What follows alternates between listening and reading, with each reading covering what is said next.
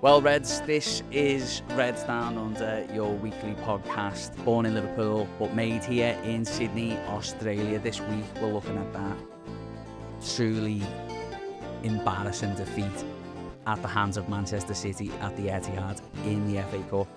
It was absolutely shocking. We'll come to it. We'll look at some of the protests that are going to be happening at Anfield in regards to the rise in ticket prices that the club have just sort of thrown at us, and we'll look ahead to the PSG games, which are absolutely massive, not just for us but for Arne Slot. Arne Slot needs to get through in the Champions League. Let's get to it. This is the Reds Down Under podcast, the best place to follow the Reds in Australia. Enjoy the show. We are the Reds Down Under, and this is our podcast. Well, Reds, before we get into that Man City game, I just wanted to thank everyone for their support. We try and read out your comments that you send into us, or the messages that you send into us. We try and get them out there so people can hear your perspective. So do keep sending them in on social media at Reds Down Under Podcast, and we're on TikTok, Facebook, Instagram, Twitter. So join in the conversation there.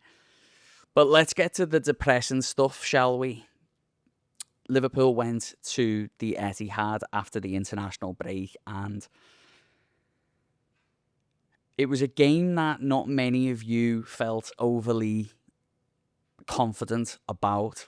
You know, we put up a message and said, let us know what you guys think about the game and what the result might be. And to be honest, quite a few of you got back to us and said, I think we'll go through on pens. Go through on pens is such an interesting one because it's hopeful, isn't it? But it's not optimistic by any stretch. There was one person messaged me and said, 3-0 Liverpool, but really everyone was really cagey about it. And the game itself, I thought we started the first sort of 15 minutes, I thought we were really strong, actually, and I thought we were the better team. We had that chance. Mamardashvili goes long, Mo Salah goes through, uses a lot of strength, but then takes too many touches and the opportunity's gone. And Mo Salah has always missed chances, and top players will always miss chances. Of course they will. But you couldn't help but think that last season Mo would have buried that opportunity, and if it was 1-0 Liverpool at that point, it would have been a completely different football match. I think the turning point in the game was the penalty, Manchester City getting the penalty and obviously scoring it, and from that moment, Liverpool were dead. Liverpool were dead. You know that scene in James Bond with Daniel Craig, and he's talking to Mr.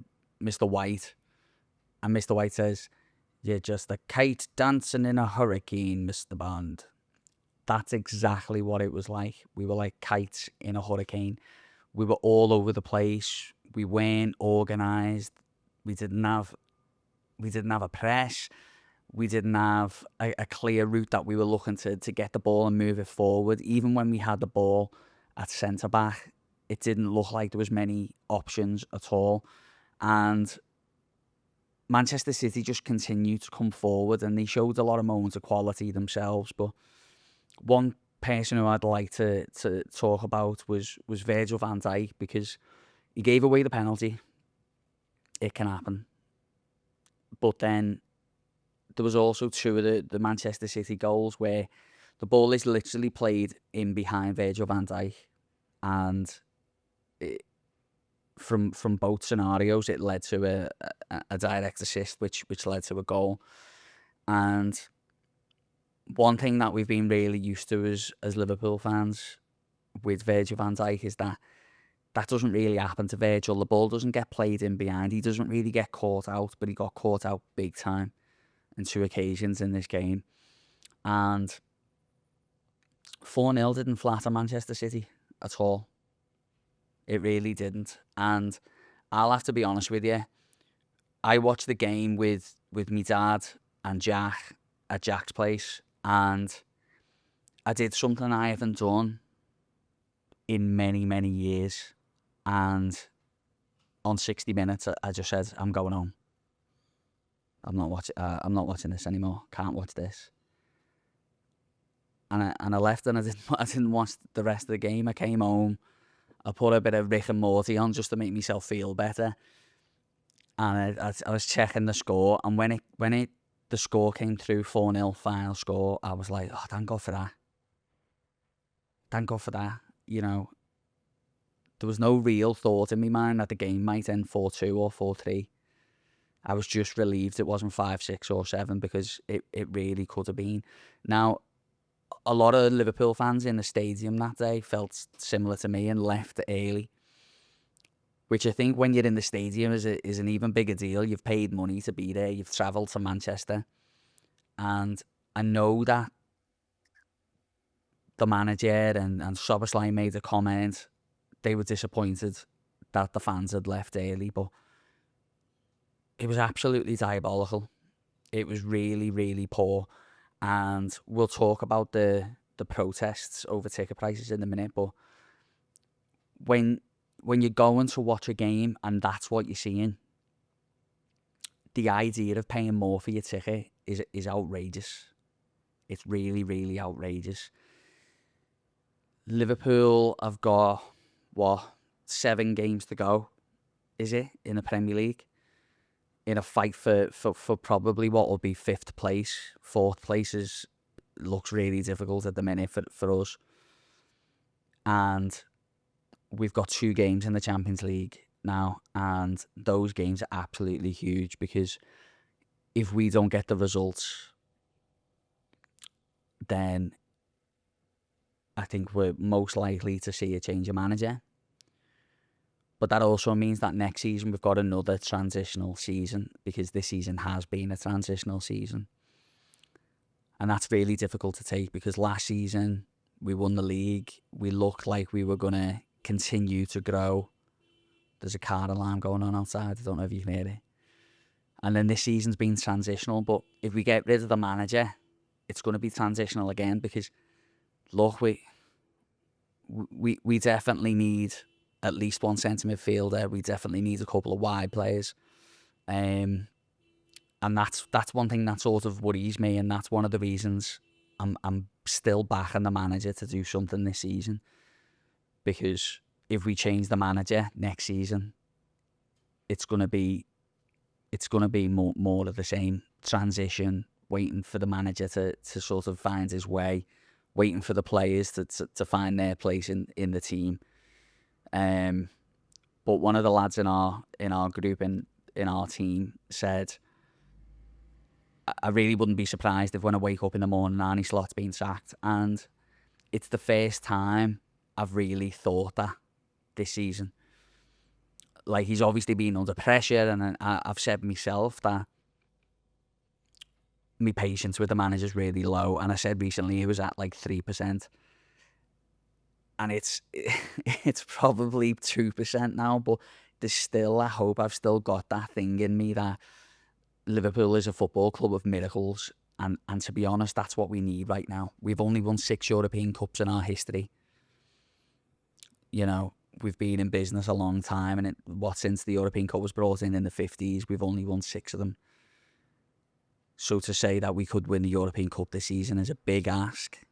I don't think it's impossible, but it's a big, big ask. But we'll talk about PSG in a minute. Before we go on to the protest, I'd like to welcome Joel to Reds Down Under officially. You might have recognised Joel. He came on the podcast recently. He's a Scouser living in Sydney, and he's joining the team to help us work with our partnerships and brand development and things like that, because we're getting inquiries and things like that from businesses, and we need someone who can work with those businesses to get the best out of it for everyone. So Joel will be joining the team, and he'll be coming on the podcast as well. So if that's something that you're interested in, getting involved with the podcast, then reach out, because we've had the same happen with Wayne, Max, Joel, and obviously Harry now, who does countdown to kick off. So there is opportunities there. Now, protests. Back when we had Rafa the Gaffer in, and we had what felt like it must have been at the time weekly protest against Hicks and Gillette. There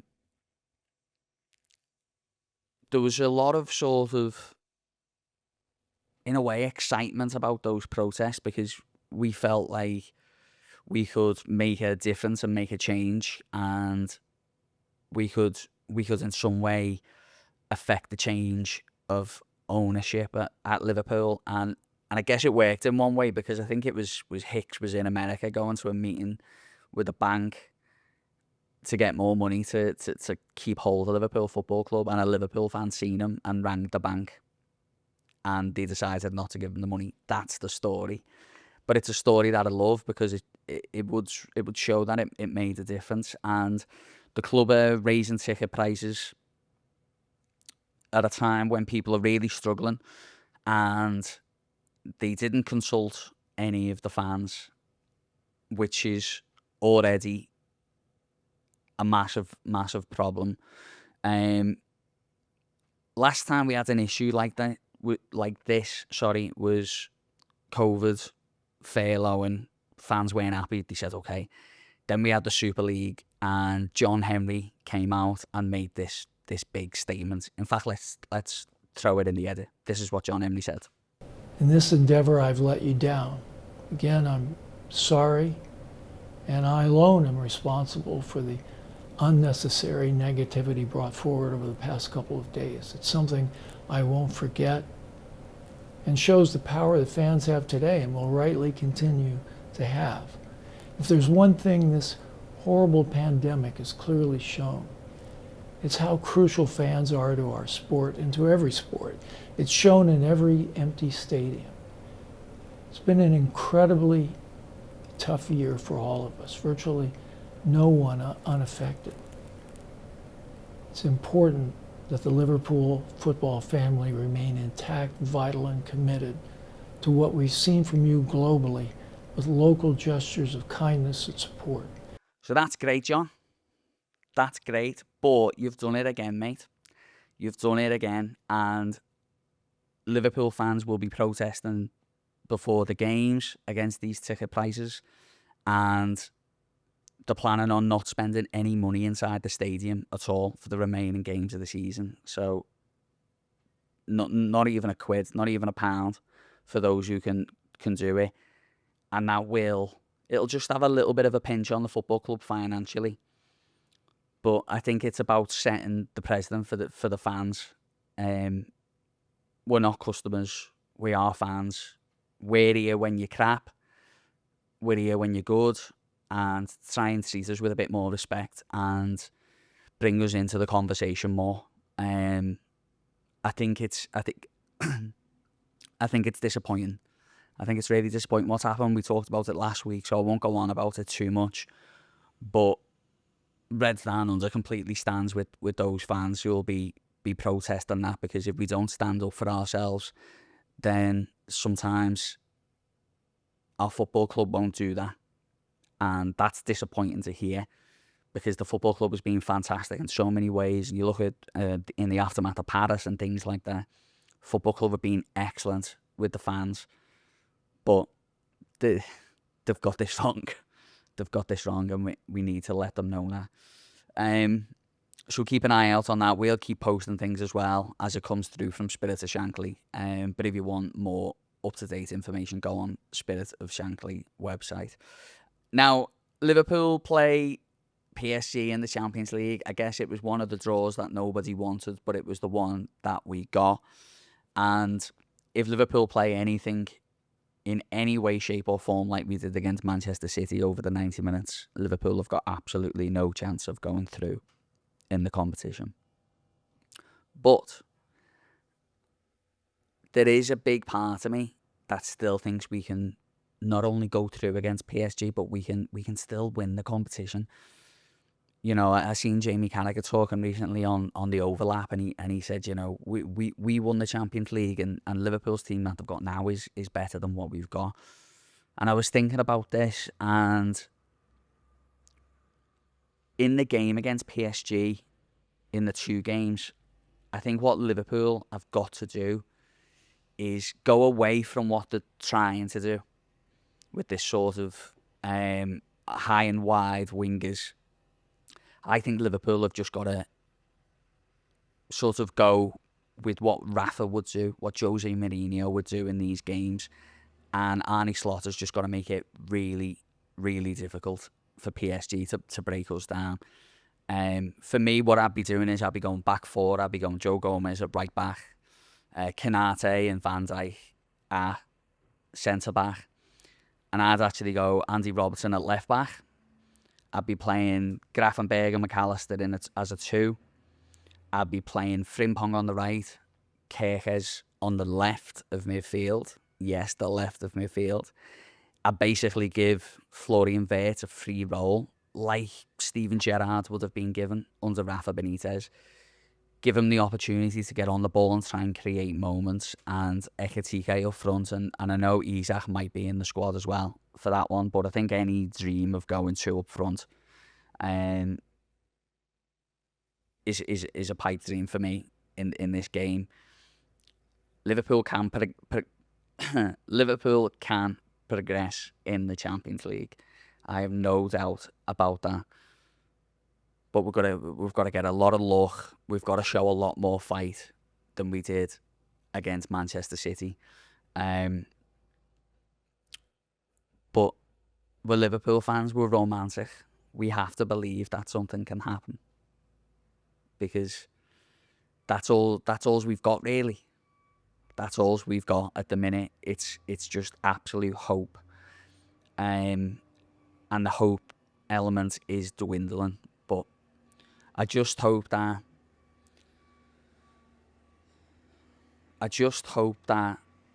the manager looks at it and goes, you know what? Like, I'll just do anything to win this football match. I'll just do anything. When we played against Arsenal at the Emirates this season, I thought we were the better team, and we almost played like 6 in midfield at one moment, without a centre forward, and we kept the ball as much as we could, and Arsenal couldn't really get close to the ball. And I think that is a version of what we need to do against PSG. So look, I'll be getting up, I'll be watching the game, I'll be excited for it, but I am concerned about that game. But why not? Look, why not? Why not do it? Why not win it? If the manager can go and win the Champions League this season, he'll be a hero in what is a very difficult season.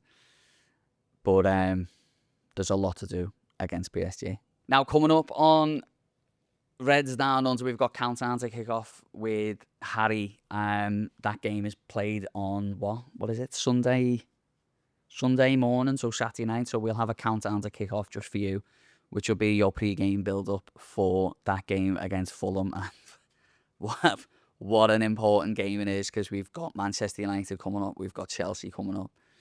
Liverpool have got massive games, and this is a winnable football match. So do stay tuned for Countdown to kick off as well. If you haven't already seen our special with Neil from the Anfield app, check that out. We talk about all things Liverpool, and not really about a lot of things Liverpool this season. So you can watch it at any time, but it's a cracking episode, so do keep your eye out for that as well. Want to thank our venue partners, Cheers Bar in Sydney, Ka-Fey in Newcastle, and of course, as ever, our media partners. I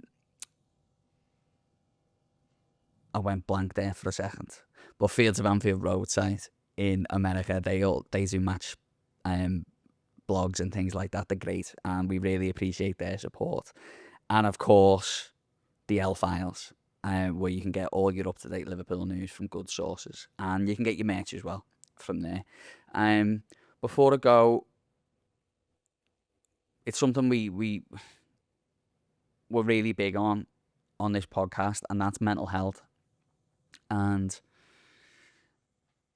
sometimes people are having a really difficult time, and it's really hard to know what to do for a mate who might be having a difficult time. Sometimes I find that either getting a message or sending a message to someone and just starting a conversation, even if you're talking absolute nonsense, can make a big difference for people. And sometimes you don't know someone's having a tough time. So what I ask is, message a mate at the end of this podcast. Send a message to someone you haven't spoken to in a while, or someone you know might be going through a bit of a hard time. Just open a dialogue with no pressure on what to talk about. I think it's really important. Reds, thank you so much for being here and sitting here and listening or watching me for this for this period. It's tough out there at the minute, Reds, but if there's one football club that can do something special this season, it's Liverpool Football Club. I'll see you probably on Saturday morning for countdown to kick off. And let's hope the Reds can go and beat PSG, beat Fulham, and things might look a whole lot rosier. Up the Reds.